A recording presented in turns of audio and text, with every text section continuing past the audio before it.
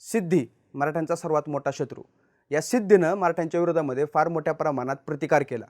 छत्रपती शिवाजी महाराज असतील, छत्रपती संभाजी महाराज असतील, या दोघांनी आपल्या कारकिर्दीमध्ये या सिद्धीविरोधामध्ये फार मोठ्या प्रमाणात युद्ध छेडली. परंतु मराठ्यांना या सिद्धीच्या विरोधामध्ये फार मोठं अपयशच पदरी आलं. असा हा सिद्धी. पण हे सिद्धी नेमके आले कुठून? या सिद्धींचा इतिहास काय? ज्याला आपण मुरुड जंजिरा म्हणून ओळखतो, त्या किल्ल्याची बांधणी नेमकी कोणाच्या काळात झाली? हे सिद्धी त्या मुरुड जंजिरा नेमकं कोणत्या काळामध्ये गेले, त्याचीच माहिती सांगणारी आजची ही गोष्ट आहे. नमस्कार, माझं नाव केतन आणि तुम्ही पाहताय बोलबिडू. मुरुड जंजिऱ्याचा इतिहास जातो जवळजवळ 16व्या शतकाच्या सुरुवातीच्या काळामध्ये. 1550-1560च्या आसपास या बेटावर किंवा मुरुड जंजिऱ्याच्या परिसरामध्ये असणारा जो काही समुद्रातलं बेट आहे, त्या बेटावर काही कोळ्यांची वस्ती होती. ते कोळी समुद्रातल्या लुटारूंपासून, चाच्यांपासून आपलं संरक्षण करायचं म्हणून त्या बेटाला पूर्णपणे लाकडी तटबंदी बांधून त्याच्या आतमध्ये वास्तव्यास होते. तिथे या कोळ्यांचं रामपंचायतांचं मंदिरसुद्धा होतं आणि हे कोळी तिथं राहत होते, मासेमारी करत होते आणि आपल्या प्रदेशाचं संरक्षण करत होते. आणि याच परिस्थितीमध्ये झालं, मलिक अहमद नावाचा एक सरदार, जो बहमनी सरदार होता, तो बहमनी सरदार नेमकं या बेटावर चालून गेला. त्यानं या बेटाच्या आजूबाजूला असणारी लाकडी तटबंदी जळून टाकली, आतमध्ये असणाऱ्या कोळी लोकांना पकडलं, त्या लोकांवर अत्याचार केले, त्या लोकांना मारून टाकलं आणि त्यानं हे बेट ताब्यात घेतलं. जझिरा हा खरं तर अरबी शब्द आहे. जझिरा म्हणजे समुद्रामधलं किंवा पाण्यामध्ये असणारं बेट. आणि नंतर या जझिऱ्यावरच एक खूप मोठा किल्ला बांधण्यात आला, जो किल्ला आज आपण ओळखतो मुरुड जंजिरा या नावानं. या मुरुड जंजिरा किल्ल्याचं मूळ नाव आहे मेहरूब, ज्याचं जर आपण फारसीमध्ये नामकरण केलं तर त्याचं नाव होतं जझिरे मेहरूब. मेहरूब हे नाव पेरीम खान नावाच्या एका सरदारानं 1575-1576च्या नंतर कधीतरी ज्यावेळेस हा किल्ला पूर्ण बांधून झाला होता त्यावेळेस नाव दिलेलं होतं. तशा प्रकारचा शिलालेख याच किल्ल्यामध्ये कुठल्या तरी एका दगडावर कोरून ठेवलेला आहे. या किल्ल्याच्या मुख्य प्रवेशद्वारावर सुद्धा आपल्याला एक शिलालेख पाहायला मिळतो, ज्याच्यामध्ये या किल्ल्याचं नाव मेहरूब असल्याचं आपल्याला वाचायला मिळतं. असा हा जंजिराचा किल्ला. बहमनीची राजवट ज्यावेळेस दख्खनातून नष्ट झाली, संपुष्टात आली, त्यावेळेस वेगवेगळ्या राजवटी इथं उदयास आल्या. त्याच्यामध्ये निजामशाही होती, आदिलशाही होती, बरीदशाही होती, कुतुबशाही होती आणि इमादशाही होती. त्यातल्याच मलिक अहमद नावाच्या निजामशाहीची स्थापना करणाऱ्या पहिल्या निजामापैकी एक असणाऱ्या एका निजामानं या जझिरे मेहरूबवर किंवा त्या जंजिराच्या बेटावर हल्ला केला आणि तिथं किल्ला बांधायला सुरुवात केली आणि तिथल्या मूळ कोळी लोकांचं अस्तित्व त्यानं संपवलं. ज्यावेळेस या पेरीम खानने इथं किल्ला बांधला त्यावेळेस त्याने या किल्ल्याला नाव दिलं मेहरूब. नंतर या किल्ल्यावर वेगवेगळ्या प्रकारचे शासक येत राहिले. इसवी सन 1636 पर्यंत, म्हणजे निजामशाहीचं स्वतंत्र अस्तित्व नष्ट होत नाही तोपर्यंत या किल्ल्यावर पूर्णपणे निजामशाहीचा ताबा होता. मुरुड जंजिरा असेल किंवा त्याच्या बाजूला असणारा दंडाराजपुरी असेल, या प्रदेशावर निजाम आपली एक हाती सत्ता चालवत होतं. बाजूलाच असणारे पोर्तुगीज किंवा आदिलशाह या जंजिरा किल्ल्यावर वेगवेगळ्या प्रकारे आक्रमण करण्याचा प्रयत्न करत होते. त्यांना हा किल्ला आपल्या ताब्यामध्ये हवा होता, कारण मुरुड जंजिऱ्यामुळं सुरत बंदर अतिशय जवळ येत होतं. त्यातच निजामाकडे हे बंदर असल्यामुळं किंवा निजामाकडे हा भाग असल्यामुळं, हा किल्ला असल्यामुळं इथून हजला जाणाऱ्या येणाऱ्या भाविकांची फार मोठ्या प्रमाणामध्ये वर्दळ होत असायची.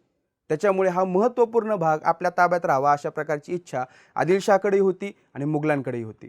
परंतु दुर्दैवानं मुघल आणि आदिलशाह या दोघांना याच्यामध्ये यश येत नव्हतं. इसवी सन 1636मध्ये ज्यावेळेस माहुलीचा तह झाला त्यावेळेस माहुलीच्या तहानुसार निजामशाही कोकणाचा जो काही संपूर्ण अधिकार आहे तो 20 लक्ष पैशाच्या बदल्यामध्ये मुघलांकडून आदिलशहाने विकत घेतला. आणि ज्यावेळेस निजामशाही कोकणाचा भाग या आदिलशहाने मुघलांकडून विकत घेतला त्याच वेळेस मुरुड जंजिरा आणि दंडाराजपुरीचा परिसर हा थेट गेला आदिलशहाकडे. छत्रपती शिवाजी महाराजांनी 1655-1656 पर्यंत कोकणामध्ये आपली कुठल्याही प्रकारची सत्ता प्रस्थापित केलेली नव्हती. ज्यावेळेस औरंगजेब कुतुबशाही आणि आदिलशाहीच्या विरोधामध्ये लढण्यामध्ये मग्न होता त्याच वेळेस छत्रपती शिवाजी महाराजांनी इसवी सन 1657-1658 साली सर्वात पहिल्यांदा कोकण भूमीमध्ये आपले पाय रोवले. छत्रपती शिवाजी महाराजांनी कल्याण भिवंडी जिंकलं. दुर्गाडीला छत्रपती शिवाजी महाराजांच्या नेतृत्वाखाली आरमार बांधणीचा कार्यक्रम सुरू झाला. त्याच वेळेस छत्रपती शिवाजी महाराजांनी आपल्या स्वराज्याची व्याप्ती वाढवायला सुरुवात केली आणि ते थेट येऊन पोचले दंडाराजपुरीपर्यंत. छत्रपती शिवाजी महाराजांना या गोष्टीची कल्पना होती की हे सिद्धी खरं तर बाहेरून आलेत. या सिद्धींचं आपल्याला कागदपत्रामध्ये नाव वाचायला मिळतं हबशी लोक म्हणून, कारण हे आलेले होते ॲबेसिनिया या देशामधून. ॲबेसिनिया देशामधून आलेले ही लोक हबसान या प्रांतामधून आलेले लोक म्हणून हबशी लोक अशा प्रकारची नोंद आपल्याला मराठ्यांच्या कागदपत्रामध्ये वाचायला मिळते. हे सिद्धी ज्यावेळेस भारतामध्ये आले त्याच्यामध्ये सर्वात पहिल्यांदा सिद्धी सुरुल नावाचा एक सिद्धी होता, ज्याने निजामशाही राजवट त्या पूर्ण प्रदेशावर असताना सर्वात पहिल्यांदा त्या प्रदेशाची सनद मिळवली होती मलिक अंबरकडून. आणि ती सनद घेऊन त्याने या प्रदेशावर आपलं वर्चस्व प्रस्थापित करायला सुरुवात केली होती. आणि सिद्दी सुरूल हा पहिला सिद्दी ज्यानं मुरुड जंजिऱ्याला आपली राजधानी बनवलं होतं. एक संस्थान म्हणून मुरुड जंजिऱ्याकडे पाहण्याची त्यानं सुरुवात केलेली होती आणि तो पहिला सिद्दी होता ज्याला या मुरुड जंजिऱ्याची सनद मिळालेली होती. त्याच्यानंतर मग अनेक सिद्धी या गादीवर होऊन गेले किंवा या सिद्धीच्या परंपरामध्ये होऊन गेले. त्यातील आणखीन एक सिद्धी म्हणजे सिद्दी संभूल. सिद्दी याकूत खान नावाचा एक सिद्धी त्यावेळेस मुरुड जंजिऱ्यावर राज्य करत होता. छत्रपती शिवाजी महाराजांनी मुरुड जंजिरा किल्ला जिंकण्याचे बऱ्याच वेळेस प्रयत्न केलेले होते, परंतु त्यांना कुठल्याही प्रकारे यश मिळत नव्हतं. त्यातच छत्रपती शिवाजी महाराजांनी खुष्कीच्या मार्गाने आणि जलमार्गाने या मुरुड जंजिरा किल्ल्यावर राज्याभिषेकाच्या पूर्वी फार मोठा हल्ला करण्याचा प्रयत्न सुरू केला. पोर्तुगीजांनी या सिद्धींची मदत करण्याचं ठरवलं होतं, कारण त्यांना छत्रपती शिवाजी महाराजांचं किनारपट्टीवर वाढणारं वर्चस्व किंवा सामर्थ्य हे कुठल्याही प्रकारे देखवत नव्हतं.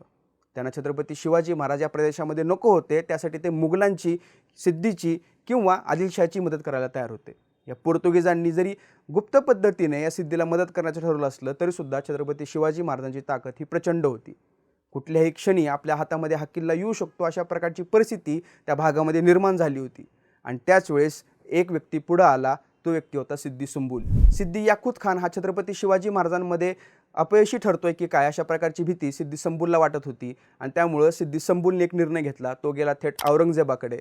त्यानं औरंगजेबाकडे घराणं मांडलं आणि त्यानं सांगितलं की आम्ही तुमच्या पायाशी एकनिष्ठपणे राहायला तयार आहोत, आम्हाला शिवाजीच्या विरोधामधल्या मोहिमेसाठी मदत करा.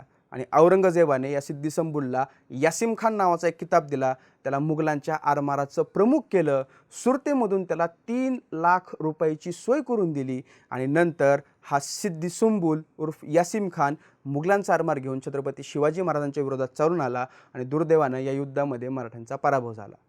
अशा पद्धतीनं छत्रपती शिवाजी महाराजांनी 3 ते 4 वेळी जंजिरा जिंकण्याचा केलेला हा प्रयत्न अपयशी ठरला. त्यानंतर छत्रपती संभाजी महाराजांनी या जंजिऱ्याच्या किल्ल्यावर 2-3 वेळेस हल्ला केला होता. एकदा तर तब्बल 16 दिवस जंजिरेकर सिद्धींच्या विरोधामध्ये छत्रपती संभाजी महाराजांनी युद्ध छेडलं होतं. किनारपट्टीवरून तोफांचा हा मारा जंजिऱ्याच्या किल्ल्यावर करायला त्यांनी सुरुवात केलेली होती आणि त्याच वेळेस समुद्रामध्ये भराव टाकत थेट मुरुड जंजिऱ्याच्या किल्ल्यापर्यंत रस्ता करण्याचंही छत्रपती संभाजी महाराजांच्या मनामध्ये होतं.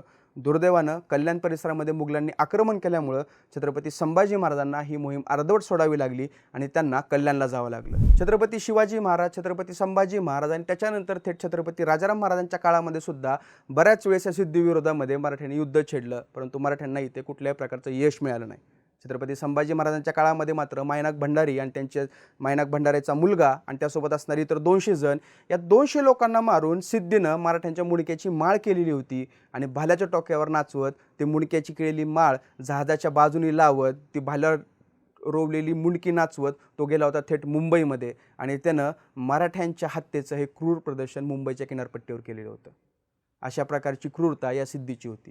मराठ्यांनी त्याच्या विरोधामध्ये प्रचंड प्रमाणात युद्ध छेडले असले तरी नंतर छत्रपती संभाजी महाराजांची झालेली दुर्दैवी अटक छत्रपती राजाराम महाराजांना महाराष्ट्राच्या बाहेर जात थेट तामिळनाडूमध्ये जाऊन जिंजीला वास्तव्यास राहावं लागलं आणि औरंगजेबाचा या संपूर्ण महाराष्ट्रावर फार मोठ्या प्रमाणामध्ये जे काही झगडा चालू होता, जे काही युद्ध चालू होतं त्याच्यामध्ये त्याला खूप मोठ्या प्रमाणामध्ये विजय मिळण्याची एक प्रकारची वातावरण निर्मिती या महाराष्ट्रात ज्यावेळेस झालेली होती त्याचा फायदा या सिद्धीने उचलला आणि त्यानं किनारपट्टीवर फार मोठ्या प्रमाणात धुमाकूळ माजवायला सुरुवात केली होती. दुर्दैवानं इसवी सन 1689 साली छत्रपती संभाजी महाराजांच्या दुर्दैवी हत्येनंतर ज्यावेळेस रायगड किल्ला हा मुघलांच्या ताब्यात गेला त्यावेळेस औरंगजेबानं रायगड किल्ला हा दिला सिद्धीकडे आणि सिद्धीने जवळजवळ 44 वर्ष रायगड आपल्या ताब्यात ठेवला होता. पण पुढे 1733 साली थोरल्या शाहू छत्रपतींनी आपल्या सर्व सरदारांना आज्ञा देत रायगड किल्ल्याच्या विरोधामध्ये जाण्यास सांगितलं, सिद्धीच्या विरोधामध्ये फार मोठा उठाव करण्यास सांगितला आणि सिद्धीची मुंडकी कापून सातारास पाठवण्याची आज्ञा दिली. सिद्धी 7 आणि त्याच्या भावांची मुंडकी कापत बाजीराव पेशवे आणि त्यासोबत पंतप्रतिनिधी फत्तेसिंग भोसले यासारख्या महान सरदारांनी थोरल्या शाहू छत्रपतींची इच्छा पूर्ण केली. सिद्धीची मुंडकी कापण्यात आली, रायगड किल्ला जिंकण्यात आला आणि जवळजवळ 44 वर्षांनी रायगड किल्ल्यावर मराठ्यांचा भगवा फडकला. आणि त्यानंतर मात्र सिद्धीने फार मोठ्या प्रमाणामध्ये उचल कधी खाल्ली नाही, आपलं डोकं वर केलं नाही, परंतु त्या जंजिरा आणि त्याच्या आजूबाजूच्या प्रदेशावर मात्र या सिद्धीचंच वर्चस्व प्रस्थापित झालेलं होतं. अशी ही गोष्ट आहे मुरुड जंजिरा उर्फ जझीरे मेहरूबची, मुरुड जंजिरा राज्य करणाऱ्या सिद्धीची आणि मराठ्यांच्या 4 ते 5 छत्रपतींनी या सिद्धीच्या विरोधात केलेल्या संघर्षाची. तुम्हाला ही गोष्ट कशी वाटली हे आम्हाला कमेंट करून नक्की सांगा आणि बोल भिडूच्या यूट्यूब चॅनल सबस्क्राईब करायला विसरू नका. धन्यवाद.